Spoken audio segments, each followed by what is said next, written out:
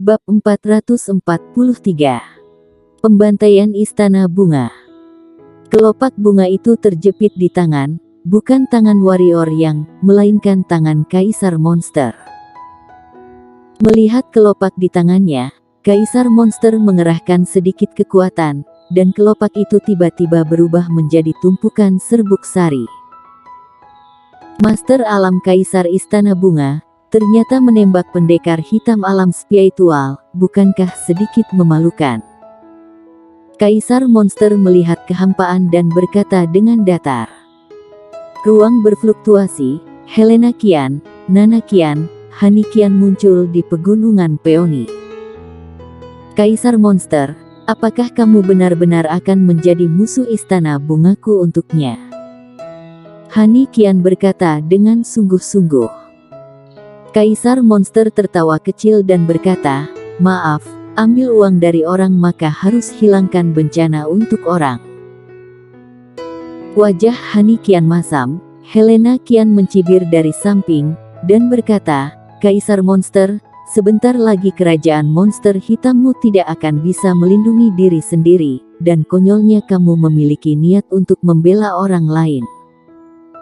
Selain itu, kamu pikir hari ini bisa melindungi warrior yang ini? Kaisar Monster sangat kuat, tapi sekuat apapun, bisakah dia mengalahkan mereka bertiga? Jika ditambah aku. Pada saat ini, Kaisar Si, Stephen Lee dan Jerry Bai tiba-tiba muncul di lapangan. Melihat Kaisar Si bertiga, wajah Hani Kian masam. Jelas, mereka tidak menyangka Kaisar Si dari Kekaisaran Qin juga akan datang membantu warrior yang. Kemunculan Kaisar Si, Stephen Lee dan Jerry Bai, warrior yang tidak heran sedikit pun, karena Kaisar Si datang persis seperti yang dia undang. Kekaisaran Qin sekarang menghadapi musuh di mana-mana, dan ada kerajaan Dinghan, musuh yang kuat.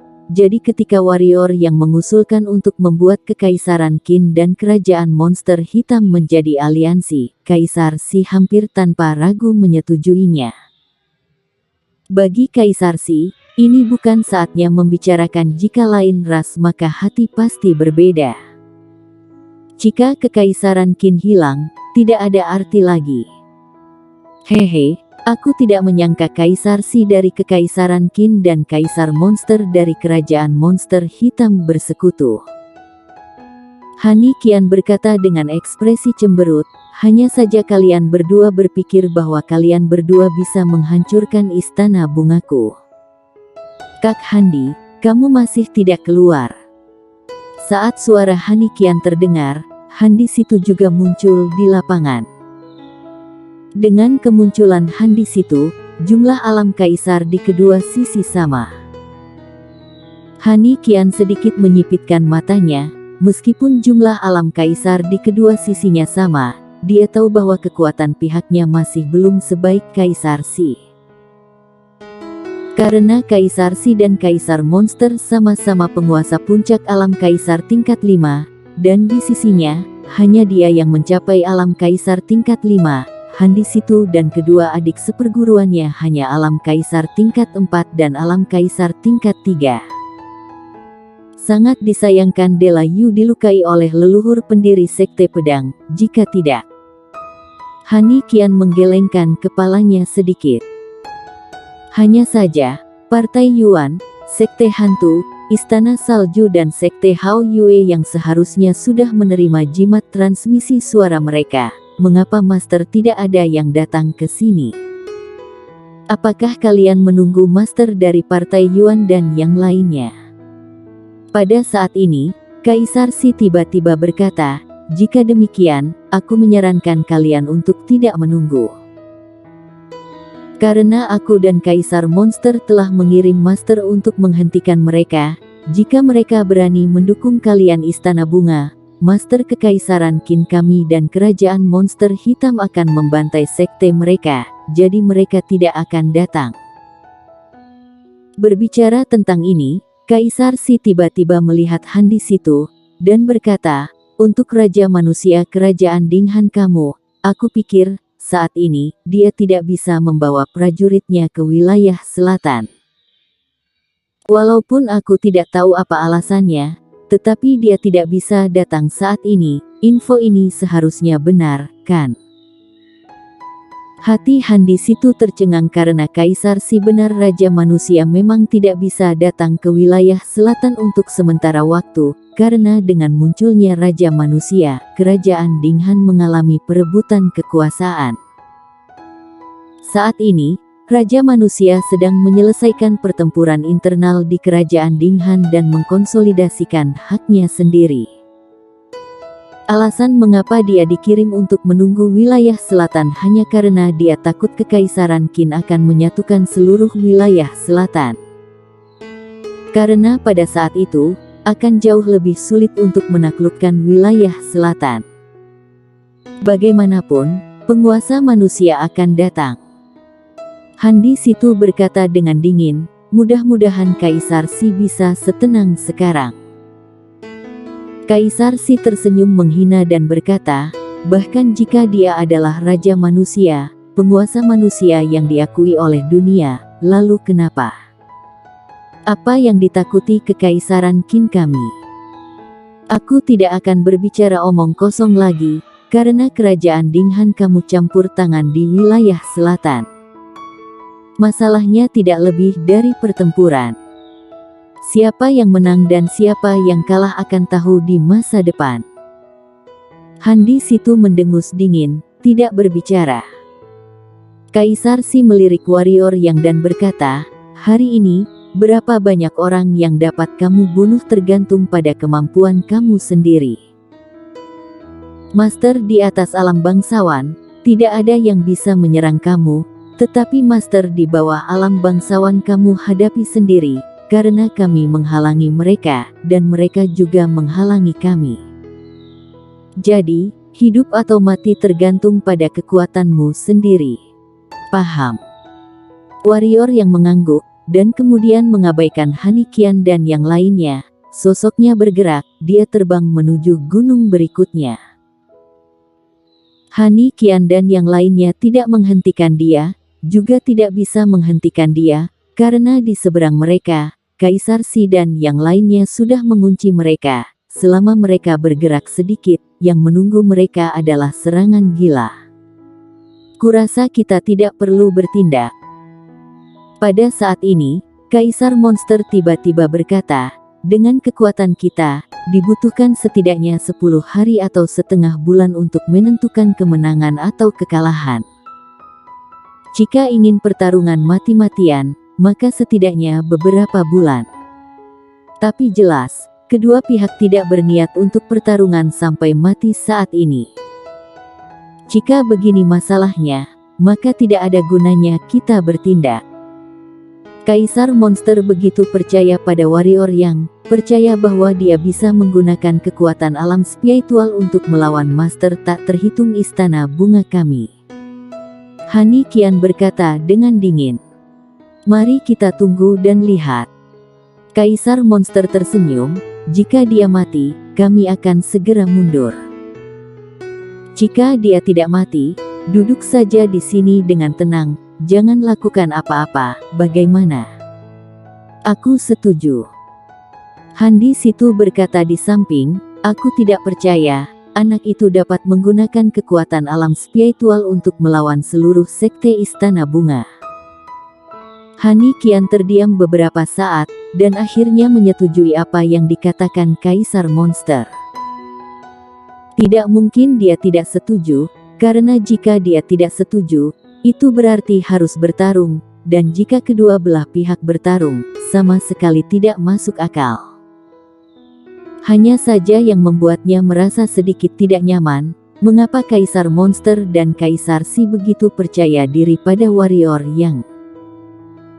Ketahuilah, meskipun alam Kaisar tidak menyerang, masih banyak master alam bangsawan di Istana Bunga, dan banyak dari mereka adalah kelas 9 alam bangsawan.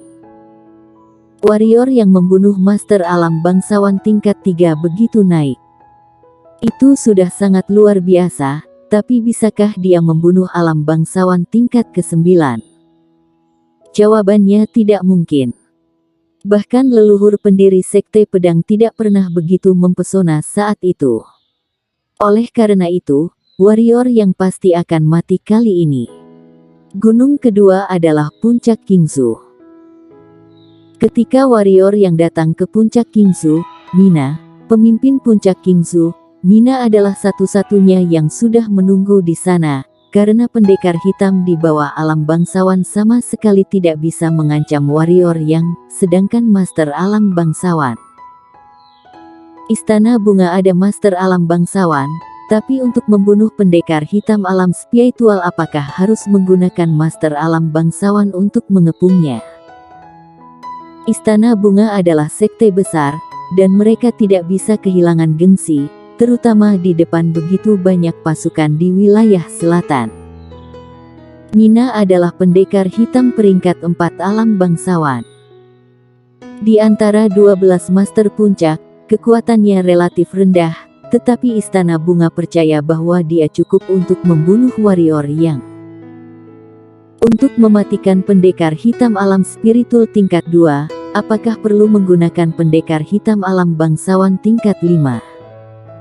Menurut Istana Bunga, hal itu tidak perlu. Mengirim pendekar hitam kelas 2 alam bangsawan sudah sangat menghargai warrior yang. Mina tidak meremehkan warrior yang, seorang kultivator pedang dengan kecermelangan niat pedang, dan memahami jiwa pedang pembunuh tingkat 8, meski lawannya hanyalah alam spiritual, dia juga tidak berani meremehkannya.